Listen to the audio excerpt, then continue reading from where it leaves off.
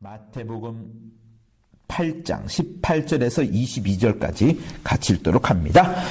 예수께서 무리가 자기를 애워쌈을 보시고 저편으로 건너가기를 명하시니라. 한 서기관이 나와 예수께 말씀하되 선생님이여 어디로 가시든지 저는 쫓으리이다.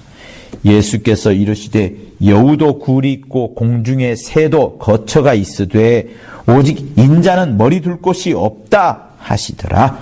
제자 중에 또 하나가 가로되 주여 나로 먼저 가서 내 부친을 장사하게 허락하옵소서.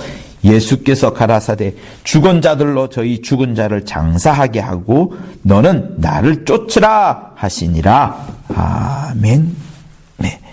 여러분 마태복음 8장을 보면은 나병 환자를 깨끗게 하시는 장면이 우리 8장에서부터 나오고요. 그리고 조금 가다 보면은 백부장의 하인을 고치는 장면이 이제 5절부터 나오고, 그리고 14절부터는 베드로의 장모, 그리고 저물매 사람들이 귀신 들린 자를 많이 데리고 오서 그들을 고치는 장면들이 나옵니다. 당시에 주류층에 있는 사람들이 아닌 사람들을 주 예수께서 그들을 만나게 된 겁니다.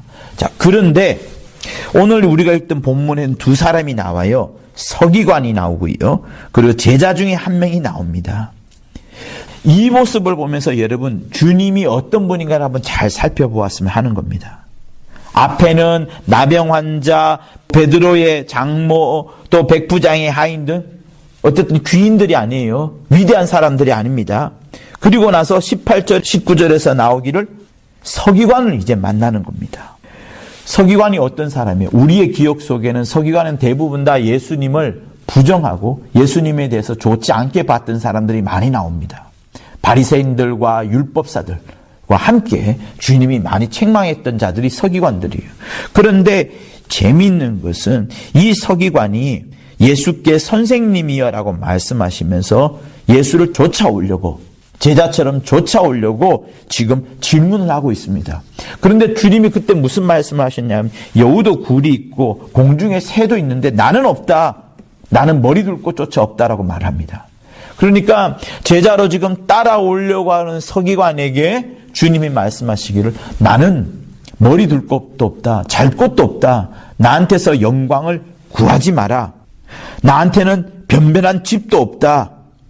결국 예수를 따라온다는 것은 고난의 삶이요, 역경의 삶이요, 마침내는 십자가의 길을 걸어가야 되는 정말 어려운 삶일 것임을 주님이 미리 말씀을 해주는 겁니다.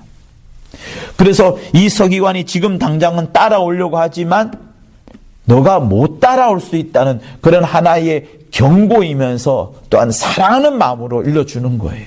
서기관에 대해서는. 자, 그런데 그러니까 지금 서기관에서는 아니야, 조금 천천히, 아니면 약간 거부하는 듯이 이렇게 말씀을 하시는 겁니다. 그래서 오죽하면 유명한 인자의 머리 둘 곳이 없다라고 하셨잖아요. 자, 그런데 제자들은 보세요.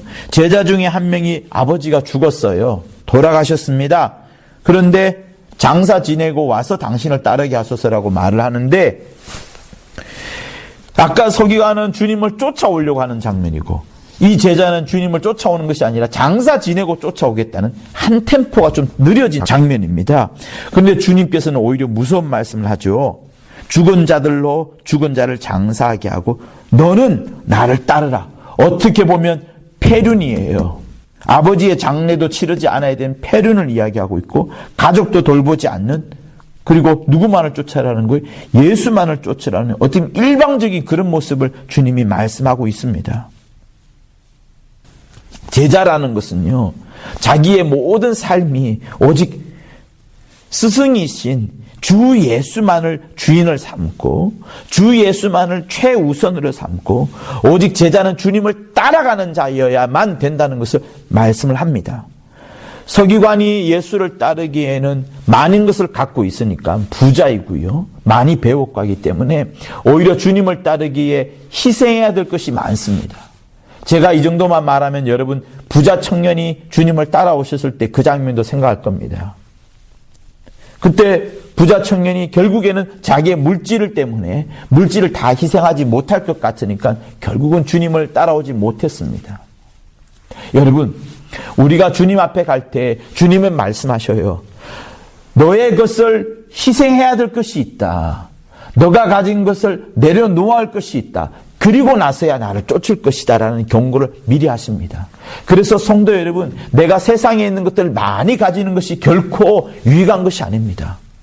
그 세상에 있는 많은 가진 것들을 세상을 위하여서 아니면 하나님의 나라를 위하여서 어쨌든 다 써버리고 주님을 따를 때는 주님의 것만을 갖고서 따라가는 그것, 제자의 삶이라는 것은요, 자기 모든 것을 희생을 하고 모든 감내를 다하고 주님만을 따라가는 것이 제자들의 삶입니다.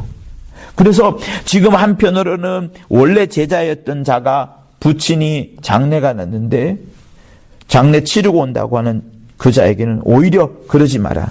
너는 더 높은 수준의 순종이 필요하다. 더 높은 강도의 제자로서의 따름이 필요하다는 것을 그 제자에게 말해주는 겁니다. 너가 많이 알아야 되는 것이 아니고 훈련도 많이 해야 되는 것도 아니고 물질을 많이 가져야 되는 것도 아니고 그저 예수를 전적으로 따라오라. 부모의 장례가 있다 할지라도 너는 따라오라는 것을 주님이 지금 말씀하고 계시는 거고요. 따라오려고 했던 선기관을 향하여서는 너에게 더 큰 희생이 있을 수 있으니 미리 생각하여 보고 미리 염려하여 보고 미리 여러 계획을 짜보고 그 다음에 나를 쫓으라라고 함께 말해주는 겁니다. 그래서 성도 여러분, 주님이 한편으로는 매섭기도 하겠지만 사실 아니에요. 우리의 여러 형편을 살펴보시고 내가 결단해야 될 부분, 내가 희생해야 될 부분을 미리 말씀하여 주면서 주님이 따라오시라고 합니다. 그리고 이미 제자된 자에게는 이미 너는 나를 따를 때 포기하지 않았느냐라고 말씀하시면서 더 당기시는 분이 우리 주님이신 겁니다. 그래서 성도 여러분, 자기의 목숨을 하나님 아버지의 뜻을 위하여 전적으로 다 바쳤던 주님께서는 충분히 제자들에게도 또 제자 될 서기관에게도 이만한 것을 요청할 수가 있는 겁니다. 사랑하는 성도 여러분, 여러분의 일생의 삶 속에서 어떤 것보다 그 어떤 것보다도 주 예수 그리스도가 가장 소중한 것을 고백하고 주 예수만을 따라가는 우리 성도들 되실 것을 예수 이름으로 부탁을 드립니다. 혹시 여러분들이 희생해야 될 것, 내려놔야 될 것이 있으면 주님께서 미리 말씀하여 주시고 여러분에게 경고하십니다. 그리고 그것을 내려놓아야만, 그것을 포기하여야만 더 전적으로 주님을 따를 수 있는 귀한 제자가 되어가는 겁니다. 여러분이 그냥 제자가 아닌 삶으로서의 삶이 아니라 주님을 전적으로 따르고 주님께 전적으로 영광을 돌리는 귀한 제자의 삶을 살 수 있기를, 또 이런 설교를 할 수 있는 저도 정말 감사합니다.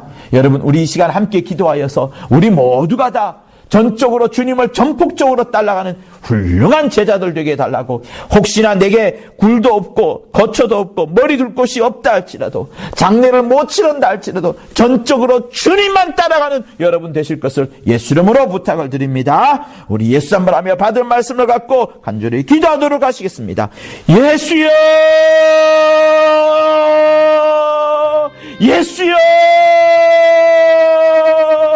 하나님 아버지, 우리에게 굴도 없고 거처도 없고 머리 둘 곳이 없다 할지라도 또 내 부친의 장례를 치르지 못한다 할지라도 전적으로 주님만을 따라가는 자, 전적으로 주님만을 순종하는 자, 내 희생이 있을지라도 내 십자가를 져야 한달지라도 주님만을 따라가는 자, 적어도 이 자리에서 기도할 때만큼은 아버지여, 나의 인생을 잘 모르겠습니다. 그러나 나의 영혼만큼은 주님을 따라가는 자 될 수 있도록 예수여 역사하여 주옵소서.